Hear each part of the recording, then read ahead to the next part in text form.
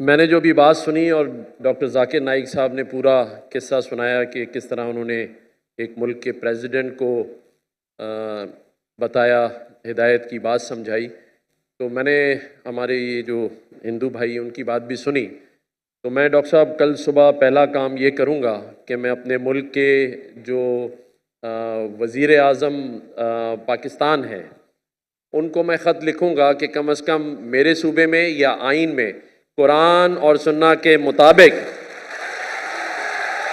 नफाज किया जाए और शरई तमाम असूल इस सूबे में कम से कम नाफिज किए जाएं। इंशाअल्लाह तकबीर।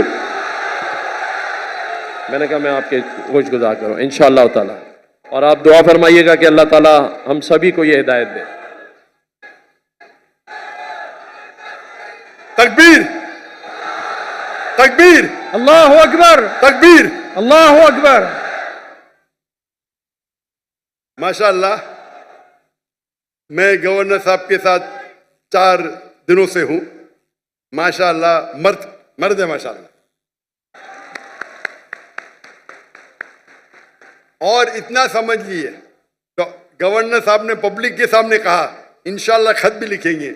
इसका रिजल्ट क्या है वो अल्लाह पे छोड़ो, उनको सवाब तो मिल गया। सवाल है कि माइनॉरिटी के हकूक मुस्लिम रियासत पे किस हद तक हैं और माइनॉरिटी के अपने क्या फ़राइज़ हैं कि हम अपनी रियासत के लिए हमें क्या करना चाहिए। बहुत अच्छा सवाल है कि इस्लामिक कानून में इस्लामिक गवर्नमेंट के क्या हुकूक है गैर मुस्लिम के मुतालिक और माइनॉरिटी के गैर मुस्लिम के क्या हुकूक है उस इस्लामिक रियासत के। नंबर 1, इस्लामिक रियासत ये 2 चीज़ है, वो गैर मुस्लिम है तो इस्लाम में कोई भी किसी को ज़बरदस्ती कर नहीं सकता इस्लाम कबूल करने की। लेकिन इस्लामिक शरीयत है तो जो अरबी लफ्ज़ उनके लिए होता है ज़िम्मी, गैर मुस्लिम, मतलब वो भले मुस्लिम नहीं है, इस्लाम कबूल नहीं किया, लेकिन वो मानते हैं कि हम इस इस्लामिक गवर्नमेंट के छत्र छाया में रहेंगे। वो ज़रूरी नहीं माने अल्लाह के, वो चाहे अल्लाह 3 माने नो प्रॉब्लम, ज़रूरी नहीं कि माने मोहम्मद सल्लल्लाहु अलैहि वसल्लम में, लेकिन वो ये मानते हैं कि हम इस्लामिक गवर्नमेंट के प्रोटेक्शन में। तो जब वो प्रोटेक्शन में मानते हैं तो रूल है कि उनको बाकी चीज़ नहीं, लेकिन एक होता है जिजिया टैक्स, बहुत कम होता है आज की तारीख में, कपल ऑफ $100, ज़्यादा नहीं। आज जो इनकम टैक्स भरते हैं वो जिजिया टैक्स से कई गुना ज़्यादा है। तो जिजिया टैक्स मतलब आप मानते हैं कि आप अंडर प्रोटेक्शन है इस्लामिक लॉ में।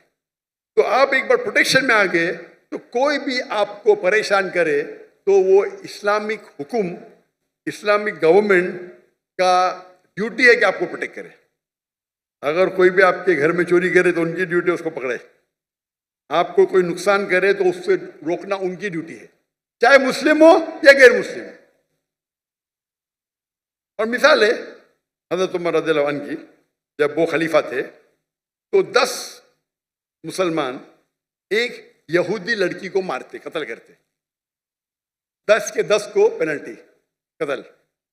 मुसलमान थे, यहूदी लड़की को मारते हैं, कत्ल करते, मुस्लिम 10 मुसलमान यहूदी लड़के कत्ल करते, नाजायज था, सारों को सजाए मौत। ये इस्लाम का कानून है। तो जिस तरीके से बाकी मुसलमान को प्रोटेक्ट होता है, हर गैर मुस्लिम को ज्यादा, क्योंकि इज्जत का सवाल है, ज्यादा होता है। क्यों? क्योंकि आप हमारे अंडर प्रोटेक्शन में हैं। और अगर जंग होती है वो मुस्लिम मुल्क के दूसरे के साथ, आपको जंग में आने की जरूरत नहीं। बाकी मुसलमान चाहे डॉक्टर हो, चाहे इंजीनियर हो, चाहे करोड़पति हो, अगर खलीफा ने कहा आपको जंग में हिस्सा लेना है तो लेना लाजिम है, उनके लिए कोई एस्केप नहीं है।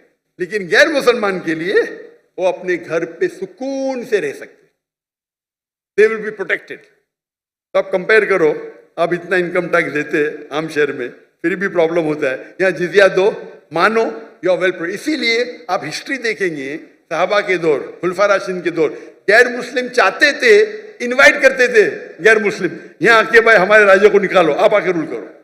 खत लिखते थे हमारे खलीफा को, आप यहाँ हो। जब वो आते थे, कुछ लोग मुसलमान बनते थे, कुछ नहीं बनते थे।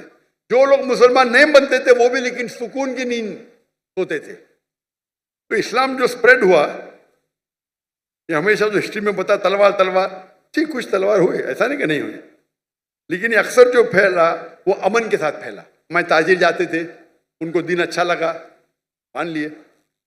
मलेशिया, इंडोनेशिया, कोई मुस्लिम आर्मी नहीं है। तो और आपका दूसरा पार्ट सवाल का कि गैर मुस्लिम के हुकूक क्या है? गैर मुस्लिम के हुकूक ये है क्या वो देखे और रूल को फॉलो करे, जो कानून है उसको फॉलो करे। ऐसा नहीं कि वो कानून तोड़े तो उनको भी पनिशमेंट मिलेगी, तो जो कानून है उसको फॉलो करे। ये देखे कि वो कोई भी इस्लामिक चीज के खिलाफ ना बात करे, नहीं माने नो प्रॉब्लम, लेकिन आगे अगर नारे लगाए कि इनके खिलाफ उनके तो ये गलत है, तो आपको रूल्स फॉलो करना चाहिए।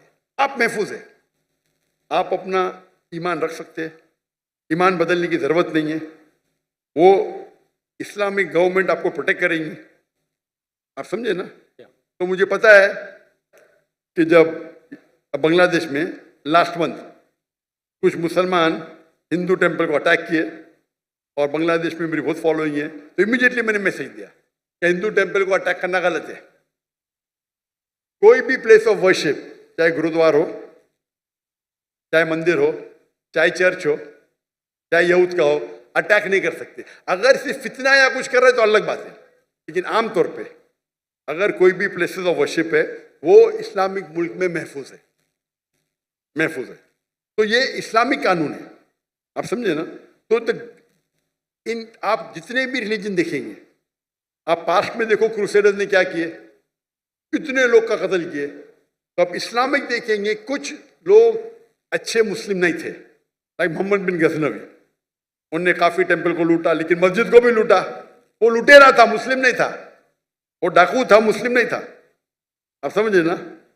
तो हमारी हिस्ट्री बुक में लिखे टेम्पल लूटा, अरे भाई मस्जिद को भी लूटा उसने, आप समझे ना। तो हमारे पास बैड एपल्स भी है, लेकिन नहीं तो आप तारीख पर पढ़ेंगे तो मुस्लिम रूल में सब लोग खुश थे। आपको पता है जब मुगल ने इंडिया को रूल किया, मुगल ने जब इंडिया को रूल किया, इंडिया को कहते थे सोने की चिड़िया, और पाकिस्तान भी इंडिया के साथ था, एक देश था, बराबर। 800 साल, 1000 साल जब मुगल ने उन्हें आके रूल किए, उनने इंडिया को बढ़ाया, अमीर बनाया। दुनिया का 25% जीडीपी सिर्फ हिंदुस्तान था, एक शहर, पॉपुलेशन भी कम थी। जब ब्रिटिशर्स आए क्या किए, लूटे इंडिया की शहर, पूरी दौलत को लेके गए, कोहिनूर हीरा लेके। मुगल जब आए तो इंडिया को अपना घर बनाए, हिंदू के साथ भाईचारा था, कंट्री इकोनॉमी बड़ी, सब लोग पावरफुल थे। जब ब्रिटिशर्स आके लूटे तो ब्रिटिशर्स ने पूरी दौलत लेके गए, हमको गुलाम बनाए, हमारे में हम तफर्रुक पैदा किए, डिवाइड एंड रूल। आज की गवर्नमेंट यूके को तारीफ करती है और मुस्लिम को गाली देती है। जिसने हिंदुस्तान शहर को इतना ऊपर किया उसको गाली देती है, और जिसने लूटा उसकी तारीफ करती है, उसकी चाटती है। इसके ऊपर एक हिंदू शशि तरूर, वो पहले मिनिस्टर था, मेरा दोस्त भी है माशाल्लाह, उसने किताब लिखी इंडिया अंडर ब्रिटिश रूल, ऐसे टॉपिक ऐसा कुछ था। और वहां साबित किया कि जो मुसलमान इंडिया में आए, इंडिया को अपना घर बनाए, इंडिया को दुनिया का सबसे ताकतवर मुल्क बनाए, सबसे रिचेस्ट मुल्क बनाए, ब्रिटिश लूट लिए, गरीब बना दिए एकदम। और लोग को, और ब्रिटेन में उनके किताब में सिखाया जाता है Britishers go out and educate the people. झूठ लिखते हैं, झूठ लिखते, चोरी करते जाके बाहर, गुलाम बनाते लोग को और बोलते हम उनको फायदे के लिए जा रहे। जब ऑपोजिशन आया तो जाते जाते भी देश के 2 टुकड़े कर दिए, तीन टुकड़े कर, डिवाइड एंड रूल। तो जो आपका सवाल है कि इस्लामिक लॉ के अंदर गैर मुस्लिम सबसे ज्यादा महफूज है, इंशाल्लाह आपसे भी इंशाल्लाह करूंगा। तो मेरे नजदीक तो आप मुसलमान हैं, जरूरी नहीं कि पब्लिक के सामने बोलना, लेकिन बोलेंगे तो इंशाल्लाह अमल और अच्छी तरीके से कर सकेंगे, तो उसका इंतजार करूंगा मैं इंशाल्लाह। जज़ाकल्लाह, शुक्र। उनको सवाब तो इंशाल्लाह मिलेगा। नियत, अगर नियत है कि अल्लाह ताला का जो पैगाम पहुंचा है और अल्लाह ताला का कानून, वो रिजल्ट से क्या होता है हमें लेना नहीं है। वो अल्लाह पे छोड़े। अल्लाह कुरान में अल्लाह ताला फरमाते फज़क्किर इन्नमा अंत मुज़क्किर, आप जिक्र करो, दावत दो, दिल को बदलना अल्लाह के हाथ में, हमारा काम है दावत देना। तो जो गवर्नर साहब ने अभी कहा, मैं उससे काफ़ी बेहद खुश हूँ। इंशाअल्लाह मैं भी लोग से मिलता हूँ, वो दावत तो देते रहता हूँ। इंशाअल्लाह अगर ये खत लिखेंगे तो हो सकता है कि इसका जो रिजल्ट है फौरन मिले या लेट मिले, लेकिन सवाब तो उनको ज़रूर मिलेगा इंशाअल्लाह।